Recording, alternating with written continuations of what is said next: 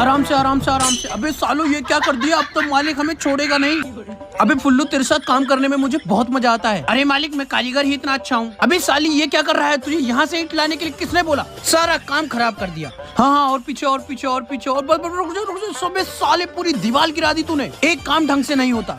देखो इस बार कोई गलती नहीं होनी। अबे हरामखोरो पकड़ो पकड़ो पकड़ो। अब तो पक्का मालिक नौकरी से निकाल देगा। काम हो गया बेटा, नीचे आ जा।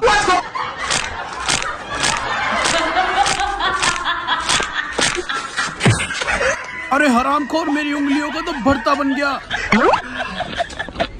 चलो ना पापा, तुम तो फालतू में टेंशन ले रहे हो।